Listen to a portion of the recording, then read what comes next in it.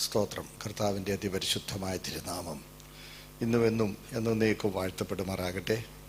ഈ സഭയിൽ ശുശ്രൂഷയ്ക്കായി കർത്താവ് നിയമിച്ചിരിക്കുന്ന ബഹുമാന്യ കർത്തദാസൻ പാസ്റ്റർ ബിനു തോമസ്, മറ്റ് കർത്തൃ ശുശ്രൂഷയിൽ അദ്ദേഹത്തോടൊപ്പം പങ്കാളികളാകുന്ന സഹോദരങ്ങൾ, ദൈവദിനത്തെ സ്നേഹിച്ച് താല്പര്യപൂർവ്വം സമയം വേർതിരിച്ച് ദൈവസന്നിധിയിൽ എത്തിയിരിക്കുന്ന പ്രിയ സഹോദരങ്ങൾ, നിങ്ങൾക്കെല്ലാവർക്കും യേശു ക്രിസ്തുവിൻ്റെ പരിശുദ്ധ നാമത്തിൽ ഹൃദയപൂർവ്വമായുള്ള വന്ദനങ്ങൾ അറിയിക്കുന്നു. സ്തോത്രം. ഈ രാത്രി നമുക്കൊരുമിച്ച് കർത്താവിൻ്റെ സന്നിധിയിലായിരിക്കാൻ തക്കണം. കർത്താവ് നൽകിയ ഈ ഭാഗ്യകരമായ അവസരത്തിനായി സന്തോഷത്തോടെ കർത്താവിനെ സ്തുതിക്കുന്നു. ഇങ്ങനെ യോഗങ്ങൾ ക്രമീകരിച്ച് ശുശ്രൂഷിക്കാനുള്ള അവസരം ഒരുക്കിയതിൽ ദൈവസഭയോടും ദൈവദാസനോടും ഞാൻ നന്ദി പറയുന്നു. സ്തോത്രം. എനിക്കറിയാം ഇതൊരു വർക്കിംഗ് ഡേ ആയിരുന്നു. നിങ്ങൾ ജോലിയൊക്കെ കഴിഞ്ഞ് ചില ബന്ധപ്പാടുകൂടെയാണ് നിങ്ങൾ എത്തിയിരിക്കുന്നത്, എനിക്ക് നന്നായി അറിയാം. മാത്രമല്ല നാളെ ഒരു വർക്കിംഗ് ഡേ ആണല്ലോ. അതുകൊണ്ട് തീർച്ചയായിട്ടും കൃത്യസമയത്ത് തന്നെ എൻ്റെ വാക്കുകൾ ഞാൻ ഉപസംഹരിക്കാം. കർത്താവ് സഹായിക്കട്ടെ. സ്തോത്രം. എനിക്ക് പ്രത്യേകം സന്തോഷമുണ്ട്. കഴിഞ്ഞ സഭായോഗത്തിൽ ഞാൻ നിങ്ങളോട് പ്രാർത്ഥനയ്ക്കായി അപേക്ഷിച്ച എൻ്റെ പ്രിയ സഹോദരൻ ജോയിച്ചൻ ബ്രദർ, അദ്ദേഹം വൈക്കം സ്വദേശിയാണ്. വൈക്കം തലയാഴം ആ ഭാഗത്താണ് അദ്ദേഹത്തിൻ്റെ വീട്. അദ്ദേഹം ഈ പട്ടണത്തിൽ പല വർഷങ്ങളായിട്ടുണ്ട്. അദ്ദേഹം ഇന്ന് നമ്മുടെ നടുവിൽ എത്തിയിട്ടുണ്ട്. വെള്ളിയാഴ്ച വരുമെന്ന് ഞാൻ പ്രതീക്ഷിച്ചെങ്കിലും അദ്ദേഹം എത്തിയില്ലായിരുന്നു. നിങ്ങൾ അദ്ദേഹത്തെ പ്രാർത്ഥന ഓർക്കണം. ജോയിച്ചൻ ബ്രദർ അദ്ദേഹം കർത്താവിനായി ജീവിക്കാനായി താല്പര്യമുള്ള ഒരു പ്രിയ സഹോദരനാണ്. കർത്താവ് അതിനുള്ള കൃപ അദ്ദേഹത്തിന് നൽകേണ്ടതിനും എല്ലാ നിലയിലും കർത്താവ് അദ്ദേഹത്തെ അനുഗ്രഹിക്കേണ്ടതിനായിട്ടും നമുക്ക് സഭയായും ആ സഹോദരന് വേണ്ടി പ്രാർത്ഥിക്കാം. കർത്താവ് സഹായിക്കട്ടെ. സ്തോത്രം. പ്രിയ ദൈവമക്കളെ, കർത്താവിൻ്റെ ദാസന് ഇവിടെ വിഷയം സംബന്ധിച്ച് നമ്മളെ ചില കാര്യങ്ങൾ ഓർപ്പിക്കുകയുണ്ടായി. സ്പിരിച്വൽ വാർഫെയർ, ആത്മിക പോരാട്ടം എന്നുള്ളതാണല്ലോ നമ്മൾ ഈ ദിവസങ്ങളിലെ ചിന്തയ്ക്കായി തിരഞ്ഞെടുത്തിരിക്കുന്നത്. ദൈവവചന പഠനം അതൊരു ഓപ്ഷണലല്ല. എന്ന് പറഞ്ഞാൽ സൗകര്യം ഉണ്ടെങ്കിൽ ചെയ്യാം, പിന്നെ ചെയ്തതിൽ വലിയ കുഴപ്പമൊന്നുമില്ല, അങ്ങനെ ചിന്തിക്കാനുള്ളതല്ല.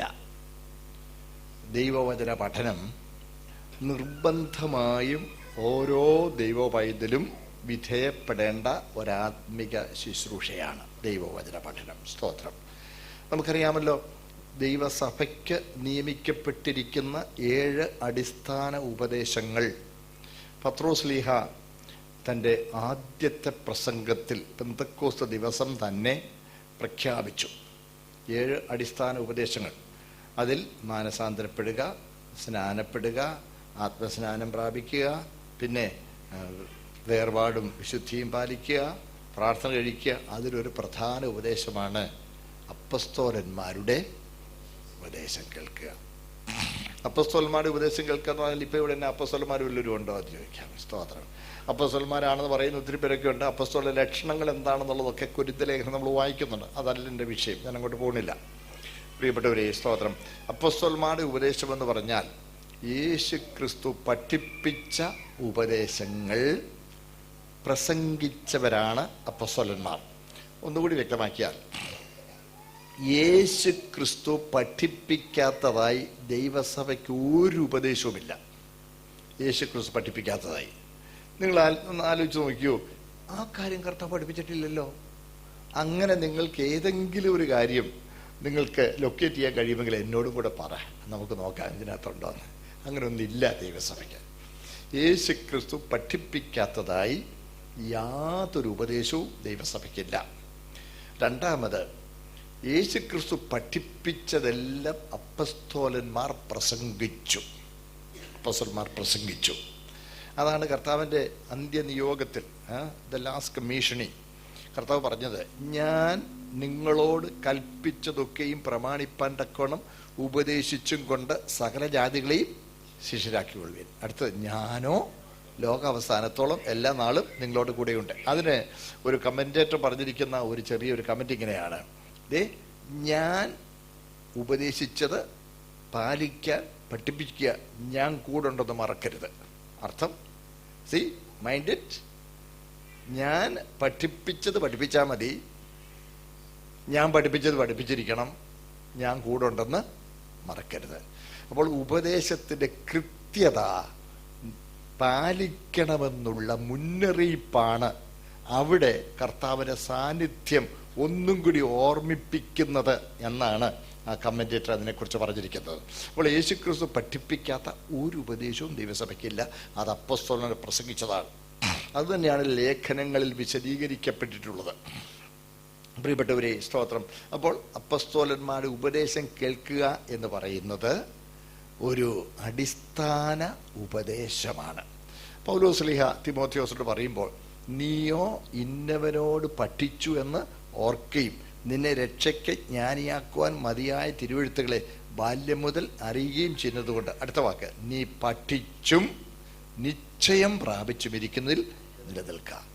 നിലനിൽക്കണമെങ്കിൽ നിശ്ചയം പ്രാപിക്കണം. നിശ്ചയം പ്രാപിക്കണമെങ്കിൽ പഠിക്കണം. സ്തോത്രം.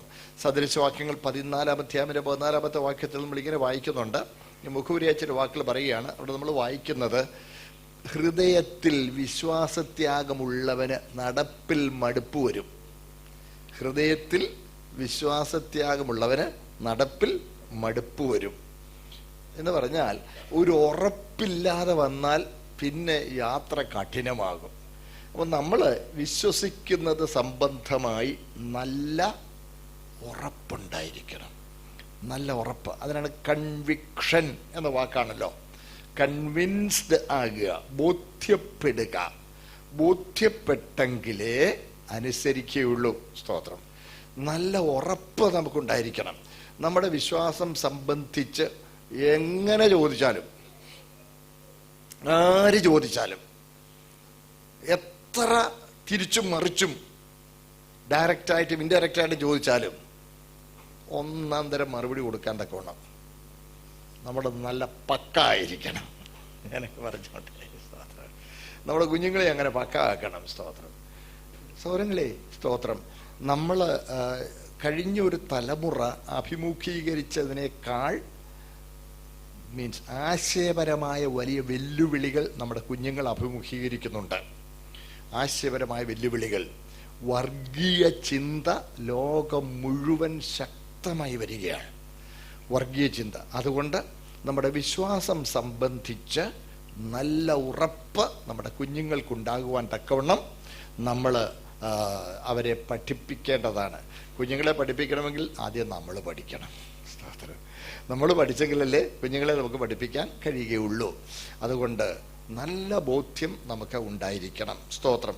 ദൈവവചനം. അപ്പോൾ ഇനി ബൈബിൾ, ദൈവവചനം, ഈ 66 പുസ്തകങ്ങളുള്ള ഈ വിശുദ്ധ തിരുവെഴുത്ത്, 66 പുസ്തകങ്ങളുള്ള വിശുദ്ധ തിരുവെഴുത്ത് ദൈവത്തിൻ്റെ അരുളപ്പാടുകളുടെ രേഖയാണ്.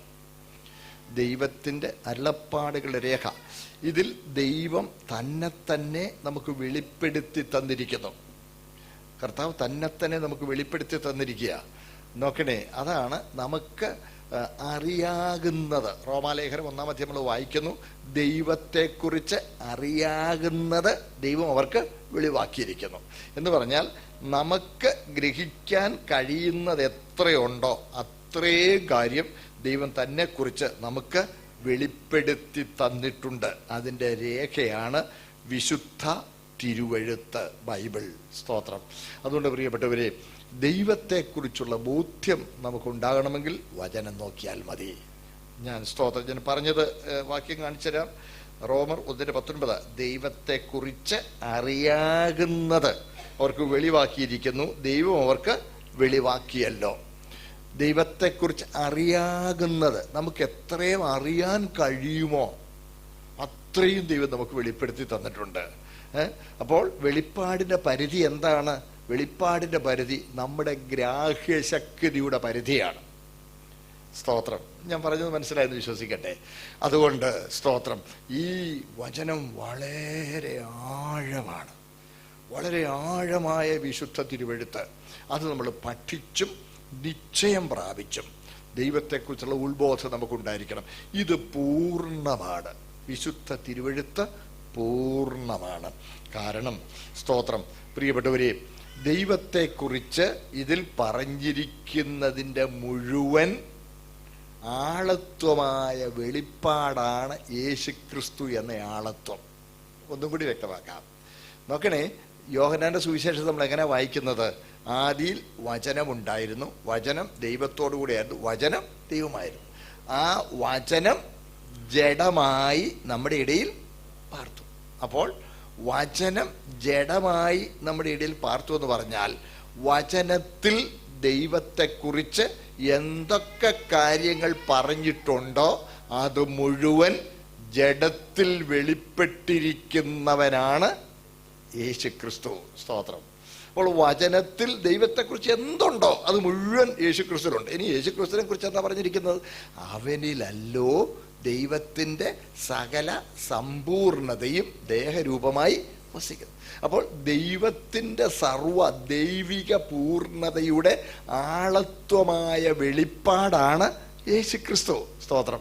അപ്പോൾ വചനം ജഡമായി തീർന്നവൻ ദൈവത്തിൻ്റെ സമ്പൂർണതയുടെ ആളത്വ വെളിപ്പാടാണ്. അപ്പോൾ വചനം ദൈവത്തിൻ്റെ പൂർണ്ണതയുള്ള വെളിപ്പാട് തന്നെ. നമുക്കിങ്ങനെ പറയാം, ദൈവവചനം ദൈവത്തിൻ്റെ ഓഡിബിൾ മാനിഫെസ്റ്റേഷൻ, കേൾക്കത്തക്ക വെളിപ്പാട്. വചനം ദൈവത്തിൻ്റെ കേൾക്കത്തക്ക വെളിപ്പാടും യേശുക്രിസ്തു ദൈവത്തിൻ്റെ കാണത്തക്ക വെളിപ്പാടുമാണ്. സ്തോത്രം. നോക്കണേ, audible manifestation or audible revelation became visible revelation in the person of Jesus Christ. ദൈവത്തെക്കുറിച്ച് കേൾക്കാൻ കഴിയുന്ന മുഴുവൻ വെളിപ്പാടുകളും കാണത്തക്കതായി വെളിപ്പെട്ടിരിക്കുന്നവനാണ് യേശുക്രിസ്തു. സ്തോത്രം. അപ്പോൾ യേശുക്രിസ്തു പൂർണ്ണതയുള്ള വെളിപ്പാടാണെങ്കിൽ വചനവും,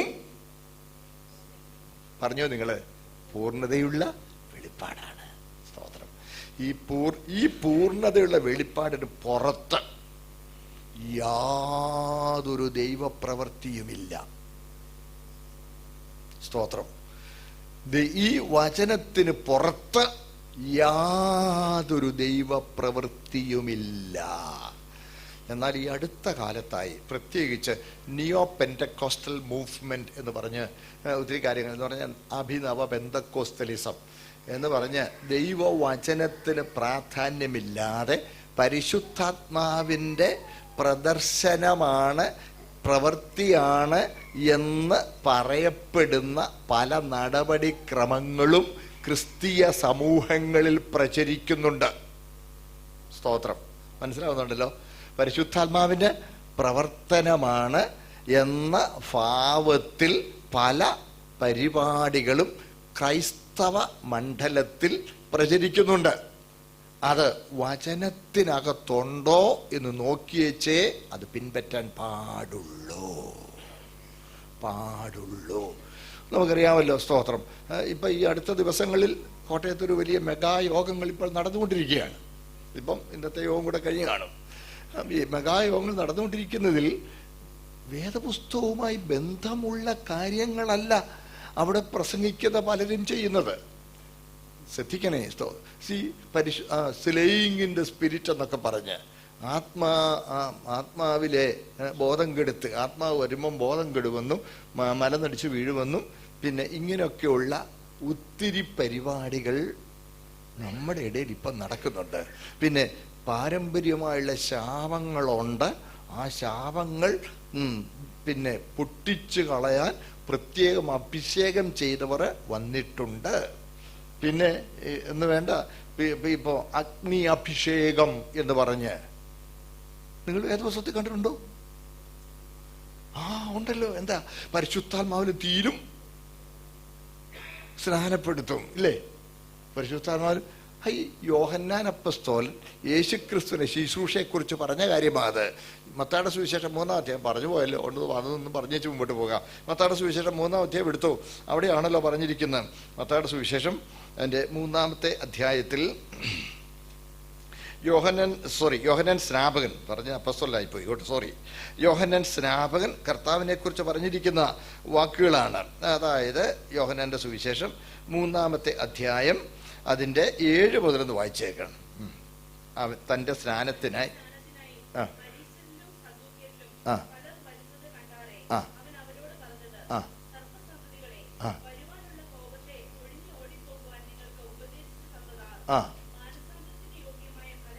വായിച്ചോളൂ.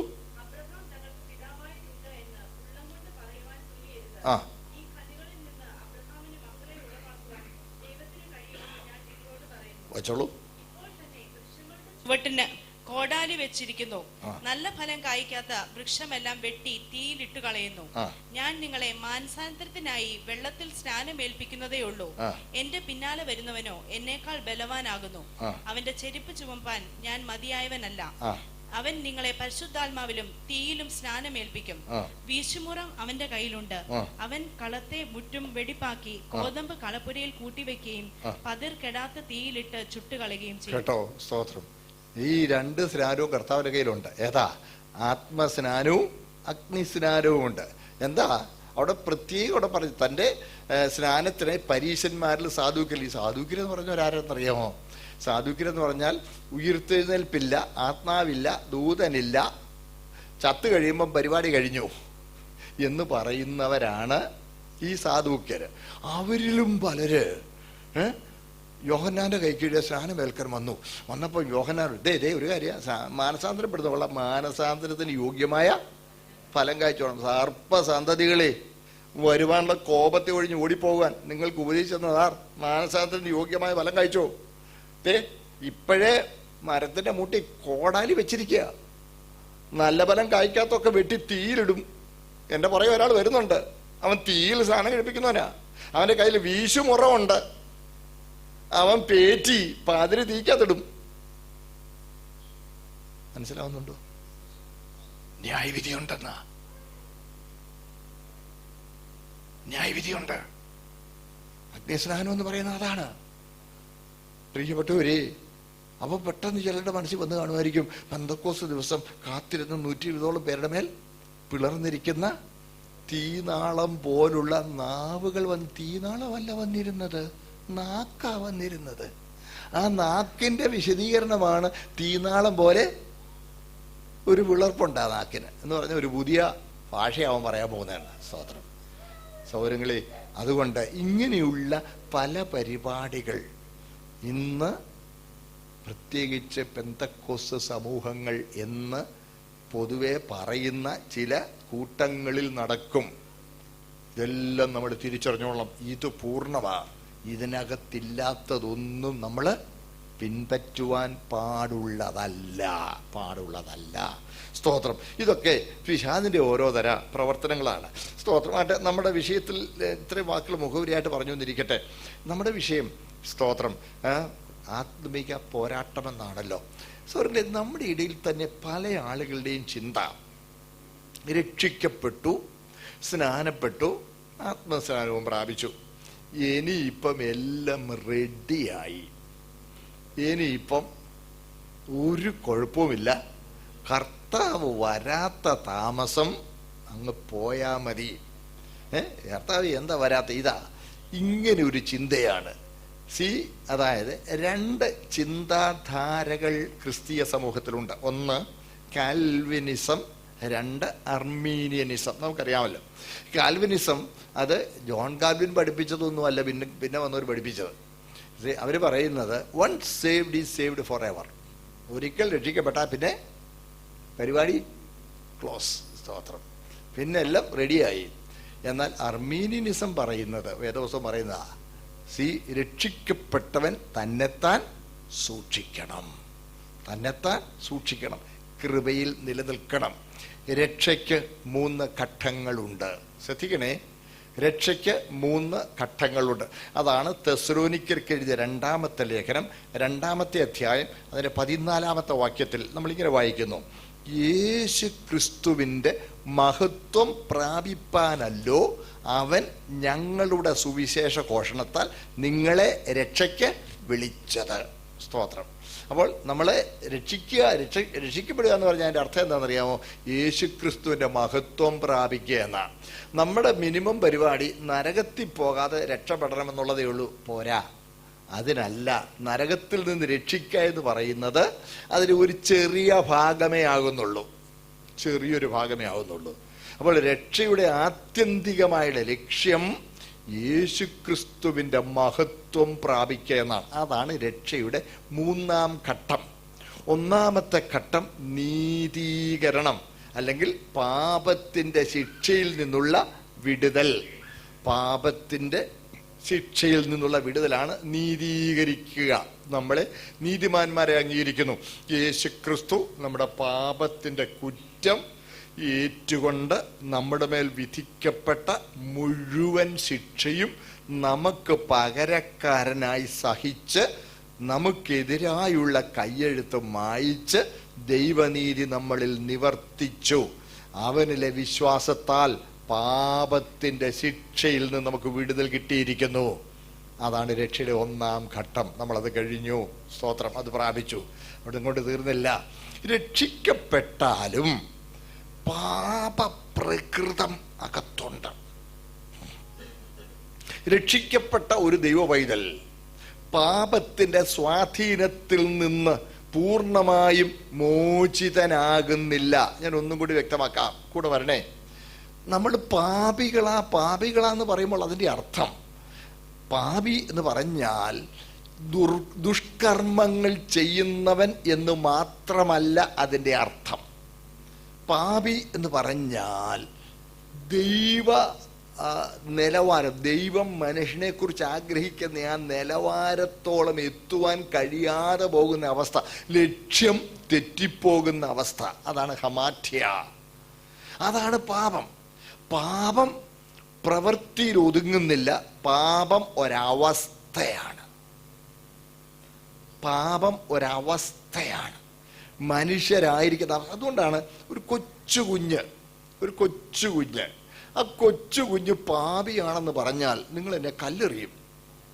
പക്ഷെ ബൈബിൾ പറയുന്നു ഒരു വ്യത്യാസവുമില്ല, എല്ലാവരും പാപം ചെയ്തു, എല്ലാവരും പാപികളാ. ഇവിടെ ജനിക്കുന്നത് പാപ സ്വഭാവത്തോടു കൂടെയാണ്. ഒരു കൊച്ചു കുഞ്ഞിനെ കള്ളം പറയാൻ ആരും പഠിപ്പിക്കണ്ട. തെറ്റ് ചെയ്യാൻ ആരും പഠിപ്പിക്കണ്ട. നന്മ ചെയ്യാൻ പഠിപ്പിച്ചാൽ മതി, സൽപ്രവർത്തികൾ പഠിപ്പിച്ചാൽ മതി, തിന്മ പഠിപ്പിക്കണ്ട. കാരണം അവന്റെ രക്തത്തിൽ ആ സ്വഭാവമുണ്ട്, ആ പ്രകൃതമുണ്ട്. നോക്കണേ, അത് പാപം ഒരു സ്വഭാവമാണ്, ഒരാന്തരിക അവസ്ഥയാണ്. അത് ജന്മനാ ഒരുവനിൽ ഉൾക്കൊള്ളുന്നതാണ്. ആ ആന്തരിക ദോഷത്തിന്റെ, തകരാറിന്റെ ബാഹ്യ പ്രകടനമാണ് പാപപ്രവൃത്തികൾ. ഒരുവൻ രക്ഷിക്കപ്പെടുമ്പോൾ ഈ പ്രകൃതം പിഴുതെറിയുന്നില്ല. രക്ഷിക്കപ്പെട്ടവർ ആ പ്രകൃതം പൂർണ്ണമായും അവനിൽ നിന്ന് മാറുന്നില്ല. അതാണ് പൗലോസ്ലീഹ റോമാലേഖനത്തിൽ പറയുന്നല്ലോ. നോക്കണേ, ഞാൻ ഇച്ഛിക്കാത്തതിനെ ചെയ്യുന്നുവെങ്കിലോ ഞാനല്ല, എന്നിൽ വസിക്കുന്ന പാപമത്രേ. നോക്കണേ, ഞാൻ ഇച്ഛിക്കാത്തതിനെ ചെയ്യുന്നുവെങ്കിലോ അത് ചെയ്യുന്നത് ഞാനല്ല, പിന്നെ എന്നിൽ വസിക്കുന്ന അപ്പം പാപം നമ്മളിൽ വസിക്കുന്നു എന്ന് പറഞ്ഞാൽ എന്താ അതിൻ്റെ അർത്ഥം? പാപം നമ്മളിൽ വസിക്കുന്നു എന്ന് പറഞ്ഞാൽ നമ്മളിൽ പാപ സ്വഭാവം, പാപപ്രകൃതം നിലനിൽക്കുന്നു എന്നാണ് അർത്ഥം. 7:20 വായിച്ചോളൂ.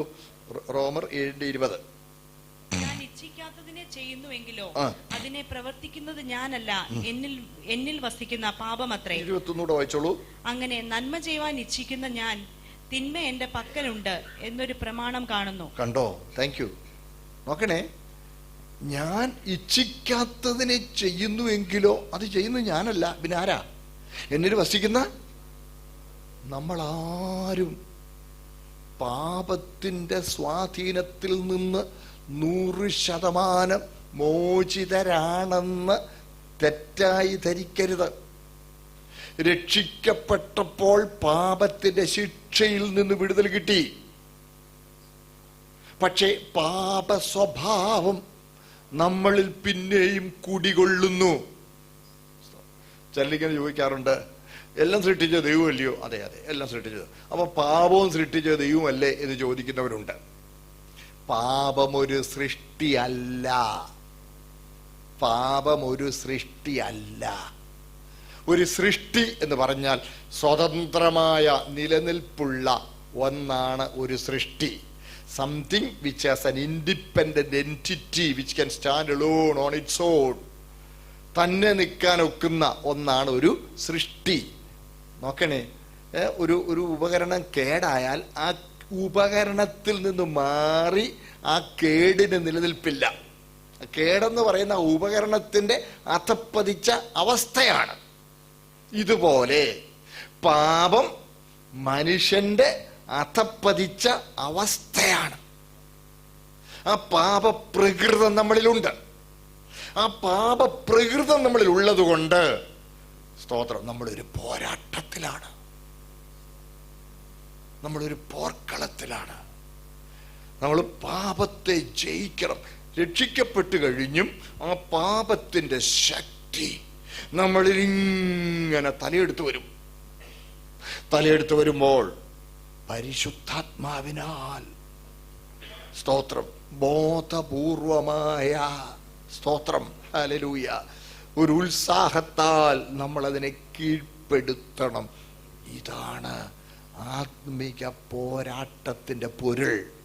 ശ്രദ്ധിക്കുന്നുണ്ടല്ലോ സ്തോത്രം. അതുകൊണ്ടാണ് രക്ഷിക്കപ്പെട്ട ഒരു ദൈവ പൈതൽ ഒരു പോർക്കളത്തിലോട്ട് ഇറങ്ങുക. രക്ഷിക്കപ്പെടുമ്പോൾ അവൻ പിശാചിനോട് അംഗം കുറിച്ചു. അംഗം കുറിക്കാന്ന് പറഞ്ഞാൽ അറിയാമല്ലോ, ഡിക്ലെയർഡ് വാർ, യുദ്ധം പ്രഖ്യാപിച്ചു. രക്ഷിക്കപ്പെട്ടാൽ യുദ്ധം പ്രഖ്യാപിച്ചു.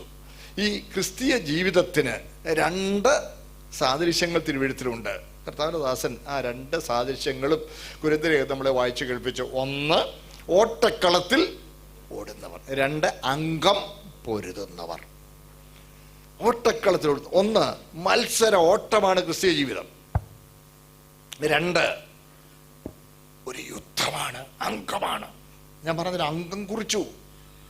V are on a battlefield. നമ്മളൊരു യുദ്ധക്കളത്തിലാണ്. ഈ യുദ്ധക്കളത്തിൽ പ്രധാന ശത്രു ആരാ? വായിച്ചോളൂ. 1 പത്രോസ് 5:8. 1 Peter 5:8. 1 പത്രോസ് 5:8. ഉണർന്നിരിപ്പിൻ, നിങ്ങളുടെ പ്രതിയോഗിയായ പിശാച് അലറുന്ന സിംഹം എന്ന പോലെ ആരെ വിഴുങ്ങേണ്ടു എന്ന് തിരിഞ്ഞു ചുറ്റി നടക്കുന്നു. കണ്ടോ സ്തോത്രം. നിങ്ങളുടെ പ്രതിയോഗിയായ പിശാച്. സ്തോത്രം. നമ്മുടെ ശത്രു ആരാണ്? മാംസരക്തങ്ങൾ ഉള്ളവരല്ല, ആരുമല്ല. നമുക്ക് പോരാട്ടമുള്ളത് ജഡരക്തങ്ങളോടല്ല, വാഴ്ചകളോടും അധികാരങ്ങളോടും അന്ധകാരത്തിലെ ലോകാധിപതികളോടും സ്വർലോകങ്ങളിലെ ദുഷ്ടാത്മസേനയോടുമാണ്. സ്തോത്രം. ആത്മലോകത്തിലാണ് നമ്മളൊരു പോരാട്ടത്തിൽ നിൽക്കുന്നത്. സ്തോത്രം. നോക്കണേ. അപ്പോൾ നിങ്ങളുടെ പ്രതിയോഗിയായ, നിങ്ങളുടെ എതിരാളിയായ, നിങ്ങളുടെ ശത്രുവായ പിശാച്. സ്തോത്രം. നോക്കണേ. പിശാച് നമ്മുടെ എതിരാളിയാണ്. നമ്മൾ പിശാചിനോടുള്ള ഒരു പോരാട്ടത്തിലാണ് നിൽക്കുന്നത്. നമ്മൾ മറന്നു പോകരുത്. നമ്മൾ സൂക്ഷ്മതയുള്ളവരായിരിക്കണം. ഓരോ ചുവടും സൂക്ഷ്മതയോടെ വെക്കണം. ഓരോ വാക്കും സൂക്ഷ്മതയോടെ പറയണം. ഓരോ പ്രവൃത്തിയും സൂക്ഷ്മതയോടെ ചെയ്യണം. അടുത്ത് പറയുന്നത് സ്തോത്രം, ഞാൻ ഭയപ്പാടോടെ ഓർക്കുന്നു, ഓരോ ദിനവും സൂക്ഷ്മതയോടെ ആയിരിക്കണം. ശ്രദ്ധിക്കണേ. ഈ പ്രപഞ്ചത്തിലെ ആദ്യത്തെ തെറ്റ് ഒരു പ്രവൃത്തിയായിരുന്നില്ല, ഒരു പ്ലാനായിരുന്നു, ഒരു ചിന്തയായിരുന്നു, ഒരു വിചാരമായിരുന്നു. ഒന്നുകൂടെ പറയാം, മനസ്സിലാകുന്നുണ്ടോ? ഈ പ്രപഞ്ചത്തിലെ ആദ്യത്തെ തെറ്റ് ലൂസിഫറിലാണ് ഉണ്ടായത്. ലൂസിഫറിന്റെ ആദ്യത്തെ തെറ്റെന്താ? ഞാൻ അത്യുന്നതനോട് സമനാകും, ഞാൻ മേഘോന്നതങ്ങൾക്ക് മീതെ കയറും. നോക്കണേ സ്തോത്രം. ഞാൻ ഉത്തരഗിരിയായ സമാഗമ പർവ്വതത്തിൽ ഇരുന്നരുളും എന്നല്ലോ നീ ഹൃദയത്തിൽ ചിന്തിച്ചത്. സ്തോത്രം. ഹൃദയത്തിലെ ചിന്ത നമ്മുടെ നിരൂപണങ്ങളെ ദൂരത്തു നിന്ന് ഗ്രഹിക്കുന്ന ദൈവത്തിന് മുമ്പിൽ ഹല്ലേലൂയ പ്രസാദകരമായിരിക്കണം. നമ്മളാരും അത് ചിന്തിക്കാറില്ല. സ്തോത്രം. വൈകിട്ട് ഉറങ്ങുന്നതിന് മുമ്പ് നമ്മുടെ നിരൂപണങ്ങളിൽ വ്യർത്ഥരായെങ്കിൽ അതും ഏറ്റുപറഞ്ഞ് ദൈവമുമ്പിൽ ക്ഷമ ചോദിക്കണം. നമുക്കാർക്കും അത് ഇഷ്ടപ്പെടുന്ന കാര്യമല്ല. അതാ ഞാൻ പറഞ്ഞ ഭയപ്പാടോട് പറഞ്ഞോട്ടെ എന്ന് പറഞ്ഞത്. സ്തോത്രം, സ്തോത്രം. സങ്കീർത്തനക്കാരൻ പറയുന്നത് എന്താ? എൻ്റെ വായിലെ വാക്കുകളും ഹൃദയത്തിലെ ധ്യാനവും. സ്തോത്രം. നോക്കണേ, ദൈവം നല്ലതും തീയതുമായ സകല രഹസ്യങ്ങളും ന്യായവിസ്താരത്തിൽ വരുത്തും. സ്തോത്രം. അപ്പോൾ പിശാച്, ഞാൻ നിങ്ങളോട് അത് കൂടുതൽ ഞാൻ വിശദീകരിച്ചു തരാം. സ്തോത്രം. ശ്രദ്ധിക്കണേ, നമ്മുടെ ഹൃദയത്തിലെ നിരൂപണങ്ങൾ പോലും ദൈവത്തിന് പ്രസാദകരം. ഈ വാക്യം ഒന്ന് വായിച്ചോളൂ. പ്രവർത്തന പുസ്തകം 8-ാം അധ്യായം, 8-ാം അധ്യായത്തിന്റെ 22-ാമത്തെ വാക്യം.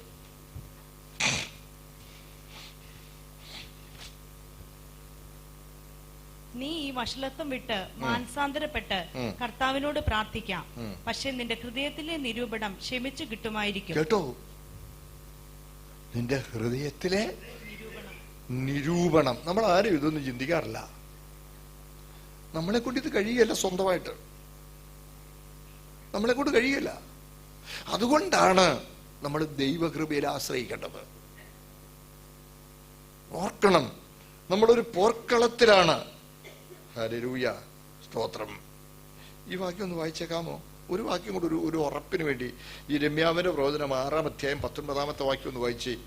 ഈ യിരെമ്യാവിന്റെ പ്രവചനം 6-ാം അധ്യായം 19-ാമത്തെ വാക്യം. യെരമ്യായ 6:19. 2 വാക്യം വേണമല്ലോ, അതുകൊണ്ടാണ്. ഭൂമിയെ കേൾക്കാം, ഈ ജനം എന്റെ വചനങ്ങളെ ശ്രദ്ധിക്കാതെ എന്റെ ന്യായപ്രമാണത്തെ നിരസിച്ചു കളഞ്ഞതുകൊണ്ട് ഞാൻ അവരുടെ വിചാരങ്ങളുടെ ഫലമായി അനർത്ഥം അവരുടെ മേൽ വരുത്തും. ഞാൻ അവരുടെ വിചാരങ്ങളുടെ ഫലമായി. നമ്മൾ പോർക്കളത്തിലാ സൗരങ്ങളെ. സ്തോത്രം. പിശാച് നമ്മുടെ എതിരാളിയാണ്. സ്തോത്രം. എന്താ പിശാചിന്റെ ലക്ഷ്യം? അവിടെയാ നമുക്കൊക്കെ പലപ്പോഴും അബദ്ധം പറ്റുന്നത്. ലക്ഷ്യം ക്രിസ്തുവിനോടുള്ള ഏകാഗ്രതയും നിർമ്മലതയും വിട്ട് വഷളാക്കുക. നമ്മുടെയൊക്കെ വിചാരം പിശാചിന്റെ ലക്ഷ്യം ആക്സിഡന്റ് ഉണ്ടാക്കുക, രോഗം വരുത്തുക, ബിസിനസ്സിന് തകർച്ച ഉണ്ടാക്കുക, പിന്നെ കുഞ്ഞുങ്ങളുടെ പഠിത്തത്തെ ബാധിക്കുക, പഠിത്തത്തെ പിന്നിലാക്കുക, പിന്നെ കുടുംബ സ്വൈര്യത നഷ്ടപ്പെടുത്തുക, പിന്നെ ഇങ്ങനെയൊക്കെയുള്ള കാര്യങ്ങളാണ് നമ്മുടെ മനസ്സിൽ എപ്പോഴും. പിശാചിന്റെ പോരാട്ടം എന്ന് പറഞ്ഞു വരുന്നത്. അതൊക്കെ അവൻ ചെയ്തേക്കാം. പക്ഷെ ഏറ്റവും വലിയ പോരാട്ടം എന്താണെന്നറിയാമോ? പിശാചിന്റെ ലക്ഷ്യം കർത്താവിനോടുള്ള ആ സ്നേഹ കൂട്ടായ്മ ബന്ധത്തിൽ നിന്ന് നമ്മളെ അകറ്റുക. കർത്താവിനായുള്ള നമ്മുടെ ആ സമ്പൂർണ്ണ സമർപ്പണത്തിൽ നിന്ന് നമ്മളെ വ്യതിചലിപ്പിക്കുക എന്നുള്ളതാണ് പിശാചിന്റെ ലക്ഷ്യമെന്ന് പറയുന്നത്. ഒരു യുദ്ധത്തിൽ ഒരു ലക്ഷ്യം. പിശാച് നമ്മളോട് പോരിടുന്നു.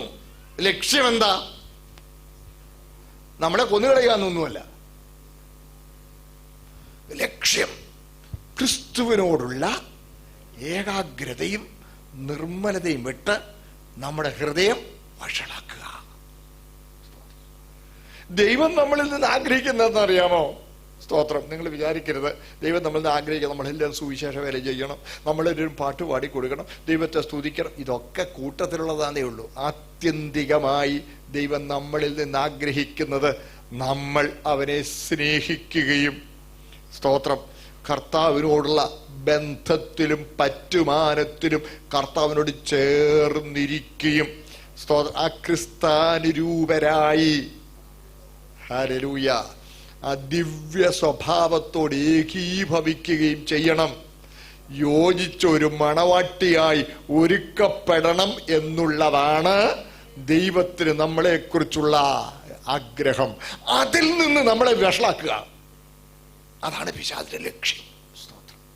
അതാണ് നമ്മൾ 2-ാം സങ്കീർത്തനം വായിക്കുമ്പോൾ, സ്തോത്രം, യഹോവയ്ക്കും അവന്റെ അഭിഷിക്തനും വിരോധമായി ഭൂമിയിലെ രാജാക്കന്മാർ എഴുന്നേൽക്കുകയും അധിപതികൾ തമ്മിൽ ആലോചിക്കുകയും ചെയ്തത് നാം അവരുടെ കെട്ടുകളെ പൊട്ടിച്ച് കയറുകളെ. സ്തോത്രം. യഹോവയ്ക്കും അവന്റെ അഭിഷിക്തനും വിരോധമായി. ഇവന്റെ ലക്ഷ്യം ഭൂമിയിലെ രാജാക്കന്മാർ, അധിപതിമാർ, ഭൂമിയിലെ ദുർശക്തികൾ, മനസ്സിലായല്ലോ, വാഴ്ചകൾ, അധികാരങ്ങൾ, നമ്മൾ ഇച്ചിരി മുമ്പേ കണ്ടല്ലോ. വാഴ്ചകൾ, അധികാരങ്ങൾ, ഇവരുടെ ലക്ഷ്യമെന്താ? ഇവരുടെ കെട്ടുപൊട്ടിക്കണം. ആരുടെ കെട്ടാ? യഹോവയുടെയും അവന്റെ അഭിഷിക്തന്റെയും. ഏതാ കെട്ട്? സ്നേഹപാശങ്ങൾ,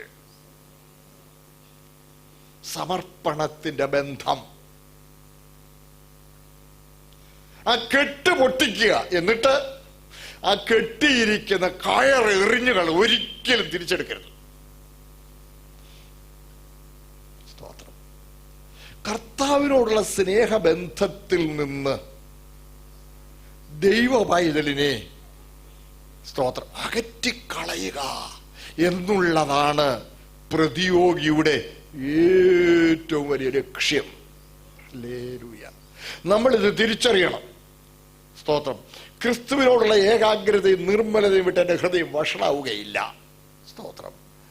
എല്ലാവരും എൻ്റെ കൂടെ ഉണ്ടെന്ന് ഞാൻ വിശ്വസിച്ചാണ് മുമ്പോട്ട് പോകുന്നത്. സ്തോത്രം. സൗരങ്ങളിൽ നമ്മളൊരു പോർക്കളത്തിലാണ്. അപ്പോൾ പോർക്കളത്തിലെ ശത്രു ആരാന്നറിയണം, ആ ശത്രുവിന്റെ ലക്ഷ്യം എന്താണെന്നറിയണം. സ്തോത്രം. അതിന് ആ ലക്ഷ്യത്തിന് വേണ്ടി ഇനി പിശാച്, ശത്രു ഉപയോഗിക്കുന്ന തന്ത്രങ്ങൾ ഏവയാണ് നമ്മൾ അറിയണം. സ്തോത്രം. നമുക്കറിയാമല്ലോ, എല്ലാ യുദ്ധത്തിലും ഇന്റലിജൻസ് ആണ് ഏറ്റവും പ്രധാനം. സ്തോത്രം. നോക്കണേ, ഇന്റലിജൻസ് എന്നൊക്കെ പറഞ്ഞാൽ അവിടുത്തെ അവന്റെ ആയുധ ശേഖരങ്ങൾ എവിടെയാണ്, പിന്നെ അവന്റെ പ്ലാൻ എന്താണ്, ഇതിനെക്കുറിച്ച് അവരുപയോഗിക്കുന്ന പദ്ധതി എന്തായിരിക്കും എന്നൊക്കെ നമ്മൾ അറിഞ്ഞാൽ യുദ്ധം ജയിക്കാൻ കഴിയും. നോക്കണേ. സ്തോത്രം. അപ്പോൾ ആയുധശേഖരങ്ങൾ എവിടെയാണ്, അവിടെ പോയി തകർക്കണം. പിന്നെ അവന്റെ പദ്ധതി എന്താണ്, അവനെ പിടിക്കണം. ഇതുപോലെ ശ്രദ്ധിക്കണേ, പിശാചിന്റെ തന്ത്രങ്ങൾ, ആ തന്ത്രങ്ങൾ ഈ തിരുവെഴുത്തിൽ നമുക്ക് വെളിപ്പെടുത്തി തന്നിട്ടുണ്ട്. ഈ ആത്മീയ പോരാട്ടത്തിൽ നമ്മൾ പ്രതിയോഗിയായ പിശാച് നമുക്കെതിരെ ഉപയോഗിക്കുവാൻ സാധ്യതയുള്ള തന്ത്രങ്ങളെക്കുറിച്ചുള്ള വെളിപ്പാട് പരിശുദ്ധാത്മാവ് നമുക്ക് നൽകി തന്നിട്ടുണ്ട്. സ്തോത്രം. അതിൽ 3 പോർക്കളങ്ങളാണ് പ്രധാനമായും. ഒരു യുദ്ധത്തിൽ പല പോർക്കളങ്ങളുണ്ട്. ഈ ഇംഗ്ലീഷിൽ 2 വാക്കുകളുണ്ടല്ലോ, ബാറ്റിൽ എന്നും വേർഡ് എന്നും 2 വാക്കുകളുണ്ട്. നമുക്കറിയാം, second world war, first world war, ഇങ്ങനെ പറയുന്നത്. എന്നാൽ ഈ വേൾഡ് വാറിൽ ഒത്തിരി ബാറ്റിൽ ഫീൽഡ്സ് ഉണ്ട്. ഈ 2ാം ലോക മഹായുദ്ധം എന്നൊക്കെ പറഞ്ഞാൽ അനേക മീൻസ് ജപ്പാനും അമേരിക്കയും അവിടെ ഏറ്റുമുട്ടുന്നു. അല്ലെങ്കിൽ ബർമായിൽ പിന്നെ ജപ്പാന്റെ സൈന്യവും ബ്രിട്ടീഷുകാരുടെ സൈന്യവും ഏറ്റുമുട്ടുന്നു. നമ്മുടെ ആളുകളൊക്കെ ബ്രിട്ടീഷുകാർക്ക് വേണ്ടി അവിടെ യുദ്ധം ചെയ്തു വരാം. പിന്നെ ഇവിടെ ജർമ്മനിയും ഫ്രാൻസും ഏറ്റുമുട്ടുന്നു. അവിടെ മീൻസ് വേറെ തുർക്കിയും പിന്നെ ബ്രിട്ടനും ഏറ്റുമുട്ടുന്നു. ഇങ്ങനെ അനേക ബാറ്റിൽ ഫീൽഡ്സ് ഉണ്ട്. അനേക ബാറ്റിൽ ഫീൽഡുകളിലെ മീൻസ് പരിണത ഫലത്തിന്റെ ആത്യന്തികമായിട്ടാണ് ഒരു വാർ. സ്തോത്രം. ഇതുപോലെ പിശാച് നമ്മുടെ ഈ ആത്മീയ പോർക്കളത്തിൽ, സ്പിരിച്വൽ വാർഫെയറിൽ പ്രധാനമായിട്ടും 3 ബാറ്റിൽ ഫീൽഡ്സ് ആണുള്ളതെന്ന് തിരുവെഴുത്ത് നമ്മളെ ബോധ്യപ്പെടുത്തുന്നുണ്ട്. സ്തോത്രം. 1 ഈ ലോകം, 2 ജഡം. സ്തോത്രം. 3 പിശാച് നേരിട്ട് നമ്മളുടെ എതിരിടും. സ്തോത്രം. എന്താണ് ഈ ലോകം, എന്താണ് ജഡം? സ്തോത്രം. എനിക്കറിയാം, വളരെ വിശദമായി പറയേണ്ടതാണെങ്കിലും നിങ്ങൾ വേദപുസ്തകം പഠിക്കുന്നവരും പരിജ്ഞാനമുള്ളവരുമാണല്ലോ. ഈ ലോകം നമുക്കെതിരാണ്. കർത്താവ് തന്നെ പറഞ്ഞു, മഹാപുരോഹിത പ്രാർത്ഥന യോഹന്നാന്റെ സുവിശേഷം 17-ാം അധ്യായത്തിൽ അവർ പിതാവിന്റെ സന്നിധിയിൽ തൻ്റെ ശിഷ്യന്മാർക്ക് വേണ്ടി പ്രാർത്ഥിക്കുന്ന പ്രാർത്ഥന നമുക്ക് വേണ്ടിയും കൂടെ പ്രാർത്ഥിച്ചല്ലോ. അത് വായിക്കുമ്പോൾ എനിക്ക് ഭയങ്കര സന്തോഷമാണ്, ഭയങ്കര ധൈര്യവും ഒരു ഉറപ്പും ഒക്കെ ഉണ്ട്. യോഹന്നാന്റെ സുവിശേഷം 17-ാം അധ്യായത്തിൽ ഇടയ്ക്കിടയ്ക്ക് വായിക്കണം കേട്ടോ. കർത്താവ് തൻ്റെ ഐഹിക ശുശ്രൂഷ കാലയളവിൽ തന്നെ നമുക്ക് വേണ്ടി പ്രാർത്ഥിച്ചിരുന്ന സ്തോത്രം പ്രാർത്ഥനയാണ്. ഇവരുടെ വചനത്താൽ എന്നിൽ വിശ്വസിപ്പാനിരിക്കുന്നവർക്ക് വേണ്ടി ഞാൻ പ്രാർത്ഥിക്കുന്നു. സ്തോത്രം. അതിന്റെ 17-14 വായിച്ചോ. 17-14. ഞാൻ അവർക്ക് നിന്റെ വചനം കൊടുത്തിരിക്കുന്നു.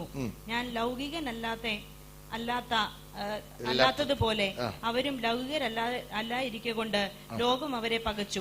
ലോകം അവരെ പകച്ചു. ലോകം അവരെ പകച്ചു. എന്താണ് ഈ ലോകം എന്ന് പറയുന്നത്? ശ്രദ്ധിച്ചാട്ടെ, വേദപുസ്തകത്തിൽ ഭൂമി വേറെ ലോകം വേറെ. ഭൂമി വേറെ ലോകം വേറെ, രണ്ടാ. ഭൂമി എന്ന് പറയുന്നത് ഈ സൂര്യന്റെ ചുറ്റും കറങ്ങിക്കൊണ്ടിരിക്കുന്ന ഈ ഭൂഗോളമാണ് ഭൂമി. ഭൂമി, സ്തോത്രം. ഈ ഭൂമി നമുക്ക് എതിരല്ല. എന്നാൽ ഈ ഭൂമിയിൽ ദുഷ്ടന്റെ അധീനതയിൽ ഒരു വ്യവസ്ഥിതി നിലനിൽക്കുന്നു. ഒരു വ്യവസ്ഥിതി. അതാണ് 1 യോഹന്നാൻ 5:19. വായിച്ചാട്ടെ, 1 യോഹന്നാൻ 5:19. 1 John 5:19.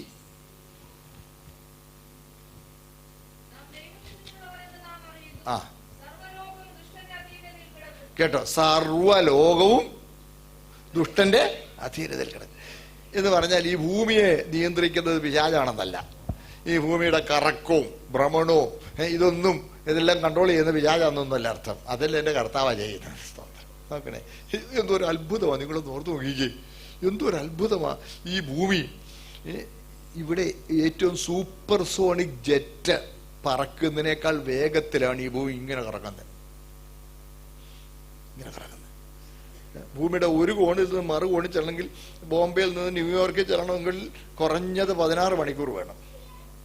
പകുതിയിലാണ്, പകുതി പോലും ഇല്ല. എന്നാൽ സ്തോത്രം, നമുക്കറിയാലോ 24 മണിക്കൂർ കൊണ്ട് ഇതൊന്ന് മൊത്തം കറങ്ങി വരും. അപ്പൊ ഇതിനേക്കാൾ, ഈ വിമാനത്തെക്കാൾ വേഗതയിലാണ് ഇത് കറങ്ങുന്നത്.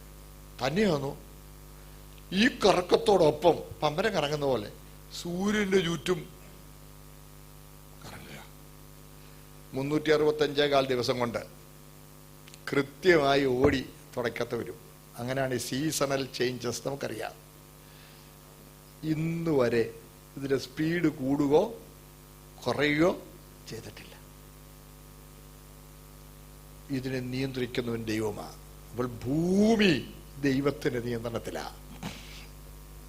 മാത്രമല്ല, മനുഷ്യന്റെ പാപനിമിത്തം ഈ ഭൂമി അനേക ശാപങ്ങൾക്ക് വിധേയപ്പെട്ടു. അനേക ശാപങ്ങൾക്ക് ഭൂമി വിധേയപ്പെട്ടു. ആദിമ നിവാസിയായിരുന്ന ലൂസിഫറിന്റെ പാപനിമിത്തം ആദ്യം ഇതിനൊരു ശാപമുണ്ടായി. നമുക്കറിയാം, വെള്ളം കൊണ്ട് മൂടി, ഇരുട്ടുകൊണ്ട് മൂടി. രണ്ടാമത്തെ നിവാസിയായിരുന്ന ആദമിന്റെ പാപനിമിത്തം, നിന്റെ നിമിത്തം ഭൂമി ശപിക്കപ്പെട്ടിരിക്കുന്നു, മൂടി. പിന്നെയും നോഹയുടെ പ്രളയകാലം, ആ നോഹയുടെ കാലം വന്നപ്പോഴേക്കും സർവ്വജടവും ഭൂമിയിൽ തങ്ങളുടെ വഴി വഷളാക്കി. അതുകൊണ്ട് നോഹയുടെ പ്രളയകാലത്തെ ഭൂമി പൊട്ടിപ്പിളർന്നു, 7 കഷ്ണമായി. ഇത് ആടിക്കുലുങ്ങി പൊട്ടി തകർന്ന് ഇങ്ങനെ ഇരിക്കുക. ദൈവം ഇതിനെ പരിപാലിക്കുക. തൽക്കാലത്തേക്ക് തനിക്കുള്ളവരെ ഇവിടുന്ന് ഒരുക്കി അങ്ങ് എടുക്കുന്നത് വരെ ദൈവം ഇതിനെ പരിപാലിച്ചുകൊണ്ടിരിക്കുക. സ്തോത്രം. അതാണ് ഭൂമി. എന്നാൽ ലോകം, ദുഷ്ടന്റെ അധീനതയിൽ ഇവിടെ ഒരു വ്യവസ്ഥിതിയുണ്ട്. ഒരു വ്യവസ്ഥിതി. കയ്യൂക്കുള്ളൻ കാര്യക്കാരൻ. മനസ്സിലായില്ലേ? സ്തോത്രം. ലോകം, അതിന്റെ മോഹം. ഈ ലോകത്തിന് ചില കാര്യങ്ങളുണ്ട്. ഒരു ഭക്തൻ ഈ ലോകം യോഗ്യമല്ല. ആരെ ഇടിച്ചു താഴ്ത്തിയാലും എനിക്ക് ഉയർന്നു നിൽക്കണം. ആരെ ചവിട്ടി താഴ്ത്തിയാലും എനിക്ക് പൊങ്ങി നിൽക്കണം. ഒന്ന് ഓർത്തു നോക്കിക്ക്, എന്തൊരു ചിന്തയാ ഈ മനുഷ്യന്. ഈ IAS ഒക്കെ, നമുക്ക് അവിടുത്തെ പ്രിൻസിപ്പൽ സെക്രട്ടറി ആയിരുന്ന ശിവശങ്കർ, ഓർക്കുന്നുണ്ടോ? പ്രിൻസിപ്പൽ സെക്രട്ടറി എന്നൊക്കെ പറഞ്ഞ് എന്നാ ശമ്പളമാണെന്നറിയാവോ? ശമ്പളം തന്നെയല്ല, ലക്ഷങ്ങൾ ശമ്പളം. ശമ്പളം മാത്രമല്ല, പിന്നെയും പെർക്സ്, ബംഗ്ലാവുകൾ, സെർവൻസ്. ഒരു സെർവന്റ് അല്ല, സെർവൻസ്, സകല ചെലവുകളും. ഇതെല്ലാം ഇഷ്ടം പോലെ കിട്ടി. അയാളുടെ ഭാര്യയാണ് ഒരു ഡോക്ടർ. ഇഷ്ടം പോലെ വരും. എന്നിട്ടും ആർത്തി, കൈക്കൂലിയും സ്വർണ്ണക്കടത്തും അകത്ത് കിടക്കുക. ഇത് ലോകത്തിന്റെ വഴിയാ. എനിക്കെങ്ങനെയും കേമനാകണം, എനിക്കെങ്ങനെയും ഉയരണം, ഇതല്ലേ ലോകത്തിന്റെ വഴി. ദുഷ്ടന്റെ അധീനതയില. മനുഷ്യൻ ചിന്തിക്കുന്നില്ല, ഞാൻ എന്തിനാ ഇതിങ്ങനെ ചെയ്യുന്നതെന്ന്, ഞാൻ എന്തിനാ ഇത് ഉണ്ടാക്കുന്നത്. ഒരു മനുഷ്യനും ചിന്തിക്കുന്നില്ല. അതാണ് ലോകത്തിന്റെ വഴി. ശ്രദ്ധിക്കണേ. സ്തോത്രം. സ്വയം നശിക്കുക. സ്തോത്രം. ഈ ലോകം നമുക്ക് യോഗ്യമല്ല. ലോകത്തെയും അതിലുള്ളതിനെയും സ്നേഹിക്കരുത്. സ്തോത്രം. ജീവനത്തിന്റെ പ്രതാപം. ലോകത്തിൽ നിന്നുള്ള എന്തൊക്കെയാണെന്ന് തിരുവെഴുത്തിൽ നമുക്ക് കാണാം. വായിച്ചോളൂ. യോഹന്നാന്റെ സ്തോത്രം 1-ാം ലേഖനം 2-ാം അധ്യായം അതിന് 15-ാമത്തെ വാക്യം വായിച്ചോളൂ. ലോകത്തിലുള്ളതിനെയും സ്നേഹിക്കരുത്. ഒരുവൻ ലോകത്തെ സ്നേഹിക്കുന്നുവെങ്കിൽ അവനിൽ പിതാവിന്റെ സ്നേഹമില്ല. ജഡമോഹം, കൺമോഹം, ജീവനത്തിന്റെ പ്രതാപം, ഇങ്ങനെ ലോകത്തിലുള്ളത് എല്ലാം പിതാവിൽ നിന്നല്ല. മതി. Thank you. ഇതാ 3 ലോകത്തിൽ നിന്നുള്ളത്. ജഡമോഹം, കൺമോഹം, സ്തോത്രം. അവന് അതുകൊണ്ട് എനിക്ക് അതിനേക്കാൾ മികച്ചത് വേണം. ജീവനത്തിന്റെ പ്രതാപം. എന്തിനാ ഇതെന്നൊന്ന് ചിന്തിക്കുകയില്ല. എല്ലാവരും എൻ്റെ കൂടെ ഉണ്ടോ? ദൈവവൈതലേ, ലോകത്തിന്റെ വഴിയിലേക്ക് തിരിയാൻ പിശാച് നിങ്ങളെ സ്വാധീനിക്കും.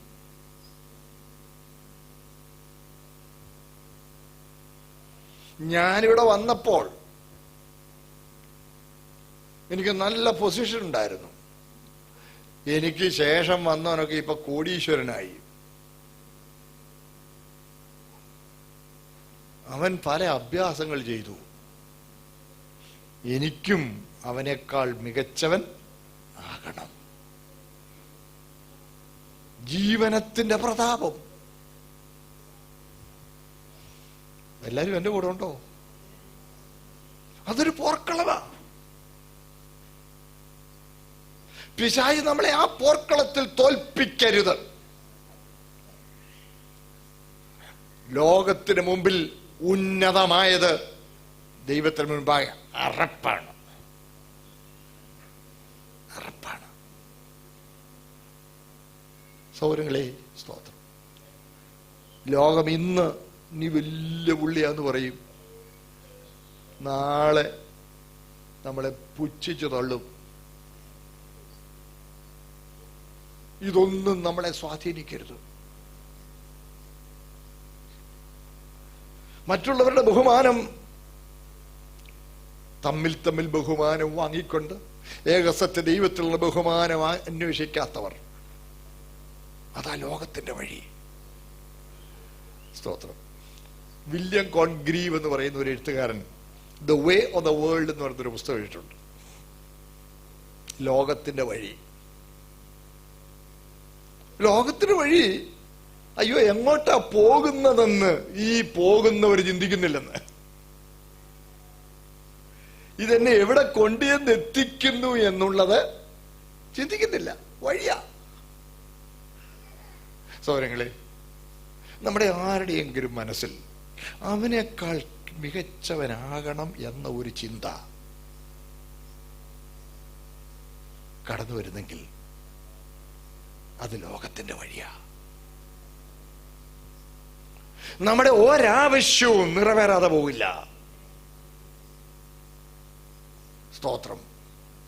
ദൈവഹിതപ്രകാരമുള്ള സ്തോത്രം ആഗ്രഹങ്ങളും ദൈവം ആദരിക്കും. എന്നാൽ ലോകം നമ്മളെ സ്വാധീനിക്കരുത്. സ്തോത്രം. അടുത്തത് ബന്ധപ്പെട്ടതാ ജഡം. എന്താണ് ഈ ജഡം? നമ്മൾ പെട്ടെന്ന് ജഡമെന്ന്, അവിടെ ഒരു ജഡം കിടക്കുന്ന പറഞ്ഞാൽ പെട്ടെന്ന് ജീവനില്ലാത്ത അല്ലെങ്കിൽ കൊല്ലപ്പെട്ട് കിടക്കുന്ന മൃതശരീരം എന്നാ മനസ്സിൽ വരുന്നത്. എന്നാൽ ബൈബിളിൽ ജഡമെന്ന് പറയുന്നത് അല്പം വ്യത്യസ്തമായ ആശയത്തിലാണ്. നമ്മളിലെ പഴയ പാപ സ്വഭാവത്തെ സൂചിപ്പിക്കുന്ന വാക്കാണ് ജഡം. ഈ ലോകവും ജഡവും തമ്മിൽ ഭയങ്കര ബന്ധമാണ്. ഇത് ട്വിൻ ബാറ്റിൽ ഫീൽഡ്സ് ആണ്, ഒരു ഇരട്ട പോർക്കളങ്ങളാണ്, ട്വിൻ ബാറ്റിൽ ഫീൽഡാണ്. നോക്കണേ, ലോകവും ജഡവും എപ്പോഴും ബന്ധപ്പെട്ടവയാണ്. ജഡമെന്ന് പറഞ്ഞാൽ ഞാൻ പറഞ്ഞല്ലോ, എന്നിലെ ഞാൻ ഞാൻ ഞാൻ. ലൂസിഫറുടെ ചിന്ത എന്തായിരുന്നു അറിയാമോ? ഞാൻ അത്യുന്നതനുള്ള സമനാകും, ഞാൻ മേഘങ്ങൾക്ക് മീതെ കയറും, ഞാൻ ഞാൻ ഞാൻ ഞാൻ. എന്നാൽ ഒരു ദൈവ പൈതൽ രക്ഷിക്കപ്പെടുമ്പോൾ ഇതെല്ലാവരും ഒന്ന് ശ്രദ്ധിക്കണേ, യേശുവിന്റെ മരണം എന്റെ മരണമെന്ന് അംഗീകരിക്കണം. ഇനി ജീവിക്കുന്നത് ഞാനല്ല, ക്രിസ്തു അത്രേ എന്നിൽ ജീവിക്കുന്നു. ഹല്ലേലൂയ. ശ്രദ്ധിക്കണേ, സ്തോത്രം. ആ സമ്പൂർണ്ണ സമർപ്പണം, ദൈവത്തിന്റെ പ്രമാണങ്ങൾ ഒന്നും നീങ്ങുകയില്ല, നിവർത്തിക്കുകയുള്ളൂ. ഒന്നുകൂടെ പറയാം, യാതൊരു ദൈവ പ്രമാണങ്ങളും നീങ്ങൽ. ഈ താൽക്കാലിക പ്രപഞ്ചത്തിന്റെ പ്രമാണങ്ങൾ നീങ്ങുകയല്ലോ, നിവർത്തിക്കുകയുള്ളൂ. ഇതുപോലെയാ ഈ താൽക്കാലികമായ ഈ ലോകത്തിന്റെ പ്രമാണങ്ങൾ നീങ്ങുന്നില്ലെങ്കിൽ, സൂര്യൻ കിഴക്കുദിക്കുന്നു എന്നാലും മാറുന്നു. ഈ പ്രപഞ്ചത്തിന്റെ പ്രമാണങ്ങൾ നീങ്ങുന്നില്ലെങ്കിൽ ആത്മലോകത്തിന്റെ പ്രമാണങ്ങൾ നീങ്ങുകയില്ല. ഈ ആത്മലോകത്തിന്റെ പ്രമാണം എന്താണെന്നറിയാമോ? പാപം ചെയ്യുന്ന ദേഹി മരിക്കും. അത് നീങ്ങുകയില്ല, അത് നിവർത്തിക്കുകയാണ്. എന്റെ മേൽ വിധിക്കപ്പെട്ട മരണം യേശു എന്റെ സ്ഥാനത്ത് ഏറ്റെടുത്തു. എന്റെ സ്ഥാനത്ത് ഏറ്റെടുത്തു. യേശുവിന്റെ മരണം എന്റെ മരണമാണ്. ഇനി ജീവിക്കുന്നത് ഞാനല്ല, ക്രിസ്തു അത്രേ. ഗലാത്യർ 2:20 വേഗം ഒന്ന് വായിച്ചേക്കാമോ? സ്തോത്രം. ഗലാത്യർ 2:20 ഞാൻ ക്രിസ്തുവിനോടുകൂടെ ക്രൂശിക്കപ്പെട്ടിരിക്കുന്നു, ഇനി വായിച്ചോളൂ. ഞാൻ ക്രിസ്തുവിനോടുകൂടെ ക്രൂശിക്കപ്പെട്ടിരിക്കുന്നു, ഇനി ജീവിക്കുന്നത് ഞാനല്ല, ക്രിസ്തു അത്രേ എന്നിൽ ജീവിക്കുന്നു. ഇപ്പോൾ ഞാൻ ജഡത്തിൽ ജീവിക്കുന്നതോ എന്നെ സ്നേഹിച്ച് എനിക്ക് വേണ്ടി തന്നെത്താൻ ഏൽപ്പിച്ചു കൊടുത്ത ദൈവപുത്രങ്കലുള്ള വിശ്വാസത്താൽ അത്രേ ജീവിക്കുന്നു. വളരെ നന്ദി. അതിന്റെ രണ്ടാം ഭാഗമൊക്കെ വിശദീകരിക്കുന്ന ഉത്തരം നേരം പോകും. അതിൽ ഒന്നാം ഭാഗം മാത്രം ഒന്ന് പറഞ്ഞോട്ടെ. ഞാൻ ക്രിസ്തുവിനോടുകൂടെ ക്രൂശിക്കപ്പെട്ടു. സ്തോത്രം. ഹല്ലേലൂയ. എന്റെ പാപത്തിന്റെ കുറ്റം വഹിച്ചുകൊണ്ട് എന്റെ യേശു കാൽവറിൽ യാഗമായെങ്കിൽ ഞാനും അവരോടുകൂടെ ക്രൂശിക്കപ്പെട്ടു. സ്തോത്രം. എന്റെ മേൽ വിധിക്കപ്പെട്ട മരണവിധി യേശുവിൽ നിവർത്തിച്ചു. ഞാൻ സ്വതന്ത്രനായി. ഹല്ലേലൂയ. സ്തോത്രം. ഹല്ലേലൂയ. അബ്രഹാമിനോട് ദൈവം പറഞ്ഞു, നിന്റെ മകനെ, നീ സ്നേഹിക്കുന്ന ഏകജാതന ഇസാക്കിനെ മോറിയായിൽ ഞാൻ കാണിക്കുന്ന പോലെ ഞാൻ കഴിക്കാൻ പറഞ്ഞു, ഹോമയാൻ കഴിക്കാൻ പറഞ്ഞു. കൊണ്ടുപോയി കയ്യും കാലും കെട്ടി ആ മകനെ യാഗപീഠത്തിന് മേൽ കിടത്തി. ഓ, എന്തു രക്തം! ഇസഹാക്കിന് കുറഞ്ഞത് 16 വയസ്സുണ്ടെന്ന, 30 വയസ്സെന്ന് കണക്കൂട്ടുന്നവരുണ്ട്. മിനിമം 16 വയസ്സുണ്ട്. ഏതായാലും വിറകിട്ട് ചുമന്ന് അവനാ കയറിക്കൊണ്ടുപോയത്. അബ്രഹാമിനേക്കാൾ ഒട്ടും ആരോഗ്യക്കുറവൊന്നുമില്ല. ഒരുവനെ ദഹിപ്പിക്കാനുള്ള വിറക് കെട്ടും എടുത്തുകൊണ്ട് പോകാനുള്ള ആരോഗ്യമുള്ള ഈ ചെറുപ്പക്കാരൻ, അപ്പൻ പോകുന്ന വഴിക്കേ അപ്പന് ഇവനൊരു ചെറിയ സംശയം തോന്നി. അപ്പ തീയുണ്ട്, കത്തിയുണ്ട്, യാഗത്തിനുള്ള ദൈവം കരുതിക്കോളും. പോകുന്ന വഴിക്ക് 2 പ്രാവശ്യം അവിടെ പറഞ്ഞു. നിങ്ങൾ വീട്ടിൽ ചെന്ന് വായിച്ചു നോക്കിയോ, 22-ാം അധ്യായത്തിൽ ഇരുവരും ഒരുമിച്ച് നടന്നു. അതിനെ കുറിച്ച് ഒരു കമന്റേറ്റർ പറഞ്ഞിരിക്കുന്നത് ഇങ്ങനെ, ഇനി ഇവനെ യാഗം കഴിക്കാൻ കൊണ്ടുപോവാ, ഇവനെ മരിച്ചു ഉയർത്തിപ്പിടിച്ച പോലെ ദൈവം എനിക്ക് തരും, അല്ലെങ്കിൽ മറ്റൊന്ന് തരും, ദൈവം തന്ന, ദൈവത്തിന് എടുക്കാൻ അധികാരമുണ്ടല്ലോ. എങ്കിലും ഹൃദയത്തിന്റെ നീറ്റൽ. അവനെ ഏറ് കൊണ്ടിട്ട് നോക്കിയോണ്ട് പിതൃഭക്തിയോടെ അവൻ പുറകോട്ട് നടന്നു. കയറി നടക്കുവനെ, കയറി നടന്നു. പിന്നെ കുറച്ച് കഴിഞ്ഞപ്പോ സ്വാഭാവിക പിതൃഭക്തിയോടെ പുറകോട്ട് നിന്നു. അവനെ കയറി നടക്കട, ഇങ്ങനെ നോക്കിയിട്ട് പോകും. അവിടെ ചെന്നു വിറകൊക്കെ അടുക്കി പിടിച്ച് കൈയും കാലും കെട്ടി ഈ യാഗം എടുത്തോട്ട് കിടത്തി. ഹത്തിയെടുത്തു. ഇവന്റെ മേൽ പതിക്കാൻ കത്തി ഉയർന്നു. പക്ഷേ ആ കത്തി അവന്റെ കഴുത്തിൽ പതിക്കുവാൻ ദൈവം അനുവദിച്ചില്ല. സ്തോത്രം. അവനെ പിടിച്ചെഴുന്നേൽപ്പിച്ചു. തൊട്ടുടനെ അതേ വിറയിന്മേൽ ഒരാട്ടുകൊറ്റൻ അറുക്കപ്പെടുക. സ്തോത്രം. ഇസഹാക്കിന് വേണ്ടി ഇങ്ങനെ പറയാം, അപ്പാ ദൈവം കരുതിക്കൊള്ളുമെന്ന് പറഞ്ഞായിരുന്നല്ലോ. ഇതാ ദൈവം കരുതിയ ആട്, ദൈവത്തിന്റെ ആട് എന്റെ സ്ഥാനത്ത് എനിക്ക് പകരം ഞാൻ കിടന്ന് വിറയിന്മീതെ എനിക്ക് വേണ്ടി ഉയർത്ത കത്തി കൊണ്ട് കൊല്ലപ്പെട്ട് എന്നെ വിടുവിക്കുവാൻ എനിക്ക് പകരം യാഗമായല്ലോ ദൈവത്തിന്റെ ആടേ. പകരം യാഗമാകുന്ന ദൈവ കുഞ്ഞാടിന്റെ ദർശനം ഓരോരുത്തരും കണ്ടിരിക്കണം. സ്തോത്രം. ഞാൻ ക്രിസ്തുവിനോട് ക്രൂശിക്കപ്പെട്ടിരിക്കുന്നു. ഇനി ജീവിക്കുന്നത് ഞാനല്ല, എനിക്ക് വേണ്ടി ഈ ആടിനെ കരുതിയ ദൈവത്തിന് വേണ്ടി ഞാൻ ഇനി ജീവിക്കും. ഹല്ലേലൂയ. അതാ പൗലോസ് പറയുന്നത്. അപ്പോൾ നമ്മൾ മരിച്ചു. ഇനി ഞാൻ ഞാൻ ഞാൻ എനിക്ക് എന്റേത്, ആ ചിന്ത നമ്മളിൽ ഉണ്ടാകരുത്. എന്ത് ചെയ്താലും ദൈവത്തിന്റെ നാമത്തിൽ ചെയ്യണം. സ്തോത്രം. സുവിശേഷ വേലയ്ക്ക് വേണ്ടി അല്ലെങ്കിൽ ഒരിടത്ത് ഹോള് പണിക്ക് വേണ്ടി നിങ്ങളൊരു ഡൊണേഷൻ കൊടുത്താലും എന്റെ പേര് അവിടെ എഴുതണമെന്ന് വെച്ച് കൊടുക്കരുത്.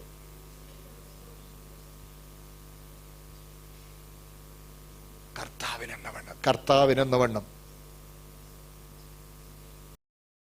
ജീവിക്കുന്നത് കർത്താവിന് വേണ്ടി.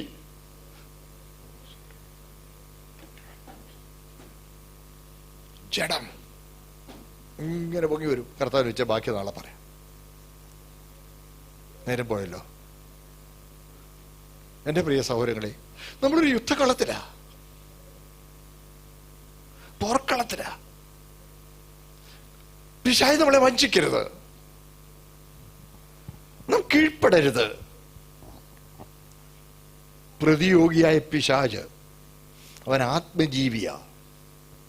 അവൻ നമ്മളെ വശീകരിക്കുവാൻ, നമ്മളെ വഞ്ചിക്കുവാൻ, കർത്താവിനുള്ള ഏകാഗ്രതയിലും നിർമ്മൽ നമ്മളെ വഷളാക്കുവാൻ അവൻ സദാ പരിശ്രമിച്ചുകൊണ്ടിരിക്കും. അവൻ്റെ തന്ത്രങ്ങളുണ്ട്. തന്ത്രങ്ങളെ കുറിച്ച് കർത്താവിന് വെച്ചാൽ നമുക്ക് ഇതും തുടർന്നുള്ള ഭാഗം നാളെ നമുക്ക് ചിന്തിക്കാം. സ്തോത്രം. അതെ, ഇത് മറക്കല്ലേ. ഇനി ജീവിക്കുന്നത് ഞാനല്ല, എൻ്റെ കർത്താവ് എനിക്ക് പകരം മരിച്ചു. അവനോട് ഞാനും മരിച്ചു. ഇനി ജീവിക്കുന്നത് ഞാനല്ല, ഞാൻ ജഡത്തിൽ ജീവിക്കുന്നത് എന്നെ സ്നേഹിച്ച് എനിക്ക് വേണ്ടി തന്നെത്താൻ ഏൽപ്പിച്ചു വന്ന ദൈവപുത്രനുള്ള വിശ്വാസത്താൽ. അവനെ ഞാൻ വിശ്വസിക്കുന്നു. അവൻ എന്നെ കരുതുന്നവനാണ്. അവൻ എന്നെ കൈവിടുന്നവനല്ല.